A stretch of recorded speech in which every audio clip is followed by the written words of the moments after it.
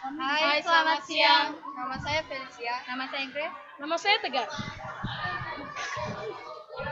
Pada tahun 1500 sebelum Masehi, bangsa Arya menaklukkan bangsa Dravida. Agama Hindu merupakan gabungan dari bangsa Arya dan bangsa Dravida. Dalam agama Hindu mempunyai 3 dewa yang disebut Trimurti, yaitu Dewa Brahmana, Dewa Pencipta, Dewa Wisnu, Dewa Pelindung, Dewa Siwa, Dewa Perusak. Dalam agama Hindu mempunyai tujuan, yaitu moksa, terbebas dari dilahirkan kembali. Dalam agama Hindu mempunyai 4 kasta, yaitu kasta Brahmana, kasta yang paling tertinggi yang biasa digunakan untuk menjalankan upacara-upacara. Kasta yang kedua adalah kasta Ksatria. Kasta Ksatria biasa digunakan untuk menjalankan pemerintahan. Kasta yang ketiga adalah kasta Sudra, kasta Waisya. Kasta Waisya biasa merupakan dari beberapa golongan para rakyat jelata, seperti para pedagang.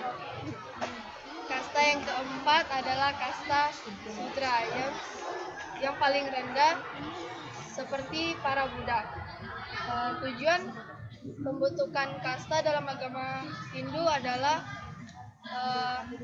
untuk menjaga kemurnian ras bangsa Arya yang dianggap lebih baik daripada bangsa Dravida. Sekarang saya akan menjelaskan proses masuk dan perkembangan agama Hindu dan Buddha di Indonesia. Pada awalnya, Hindu dan Buddha masuk ke Indonesia melalui orang India yang berdagang di Indonesia. Dan itu menyebabkan pergaulan antara orang India dengan orang Indonesia. Setelah itu, orang India menceritakan tentang agamanya. Orang Hindu menceritakan tentang agamanya. Dan akibat itu, Hindu dan Buddha masuk ke Indonesia. Tetapi mula-mula, Hindu dan Buddha hanya diterima oleh raja beserta keluarganya, para bangsawan, juga prajurit, karena itu adalah kasta yang terhormat. Setelah itu adalah rakyat jelata. Dan Hindu dan Buddha tidak diterima begitu saja di Indonesia. Karena Indonesia memiliki suatu kepercayaan yang dianut oleh nenek moyangnya, yaitu kepercayaan animisme dan dinamisme. Animisme dan dinamisme tidak hilang begitu saja dari Indonesia. Kepercayaan itu masih teranut, walaupun Hindu dan Buddha sudah menjadi agama orang di Indonesia. Tetapi orang Indonesia hanya mengambil unsur-unsur yang ada di dalam agama Hindu, juga agama Buddha. Dan semua unsur itu dijadikan untuk menjadi khas budaya bangsa Indonesia. Sebelum pengaruh Hindu-Buddha dari India masuk ke Indonesia, bangsa Indonesia memiliki tradisi kebudayaan sebagai hasil pembelajaran selama beratus-ratus tahun. Ketika pengaruh Hindu-Buddha masuk ke Indonesia, tradisi itu tidak hilang begitu saja, melainkan berpadu dengan budaya luar, misalnya candi. Bangsa Indonesia mempelajari seni bangunan candi dari India yang terdapat dalam kitab Sila Pasastra. Akan tetapi ketika pembangunan candi tersebut dimulai, para seniman memodifikasinya serta menyesuaikannya dengan tradisi seni masyarakat setempat.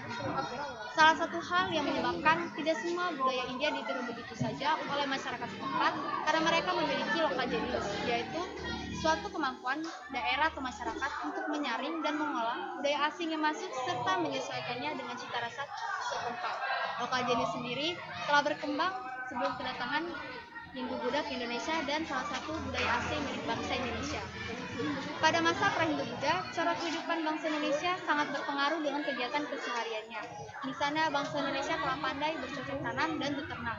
Cara bercocok tanam yang pertama adalah dengan sistem berladang. Lama-kelamaan, sistem ini akan berubah menjadi bersawah. Cara bercocok tanam dengan bersawah kemudian menjadi bagian hidup dari mereka.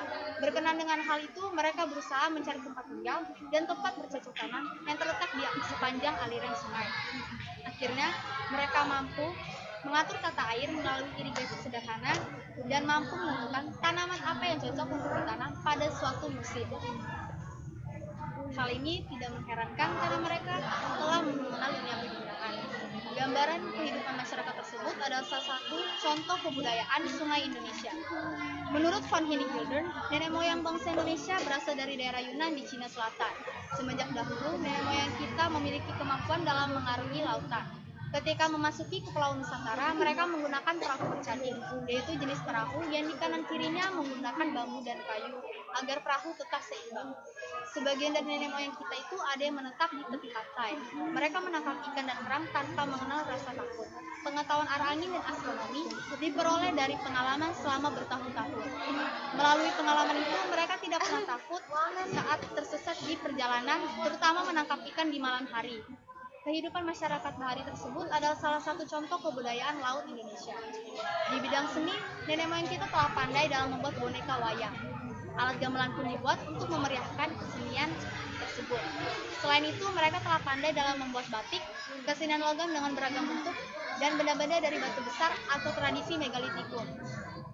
Pada sekitar abad kedua sampai 5 Masehi, diperkirakan pengaruh Buddha telah masuk di Indonesia. Agama Hindu kemudian menyusul masuk ke Indonesia pada awal abad ke-5. Pengaruh agama dan budaya Hindu kemudian banyak disoroti oleh para ahli. Mereka mengungkapkan beberapa hipotesis yang tentang pembawa masuknya pengaruh Hindu ke Indonesia. Yang pertama, hipotesis Brahmana. Hipotesis ini mengungkapkan bahwa masuknya pengaruh Hindu dan Buddha adalah peran dari kaum Brahmana. Kaum Brahmana mendapatkan undangan dari penguasa Indonesia untuk menobatkan raja, memimpin upacara-upacara keagamaan, dan mengajarkan ilmu pengetahuan. J.C. Van Leeuwen adalah salah satu pendukung hipotesis ini. Yang kedua, hipotesis kesatria.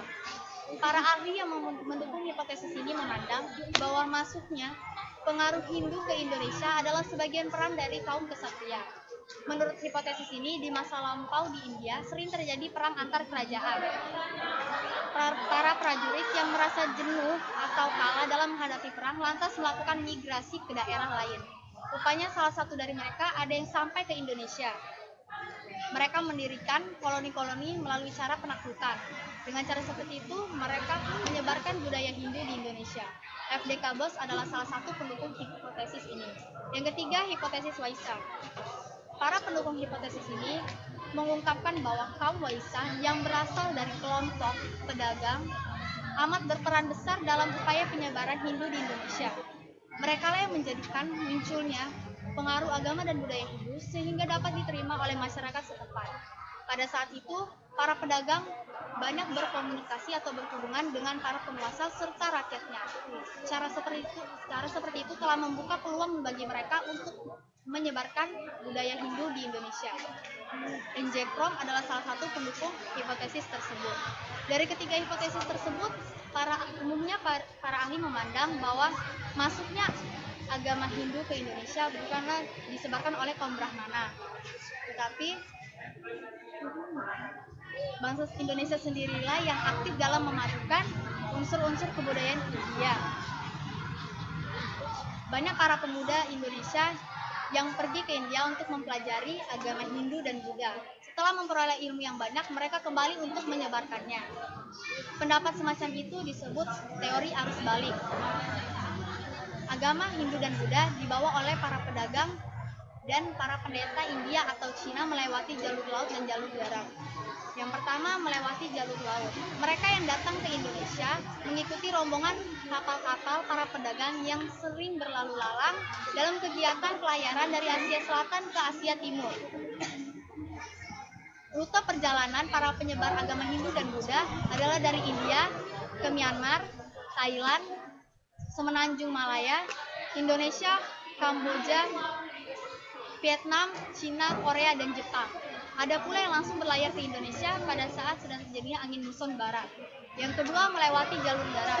Para penyebar agama dan budaya Hindu-Buddha yang melewati jalur darat dilakukan dengan menumpang para kafilah melalui jalur jalan sutra, yaitu dari India ke Tibet, terus ke utara hingga sampai ke Cina, Korea, dan Jepang. Ada pula yang melakukan perjalanan dari India Utara ke Bangladesh, Myanmar, Thailand, Semenanjung Malaya, kemudian berlayar ke Indonesia. Demikian presentasi yang telah kami sampaikan bagaimana tentang proses masuknya serta berkembangnya pengaruh Hindu di Indonesia.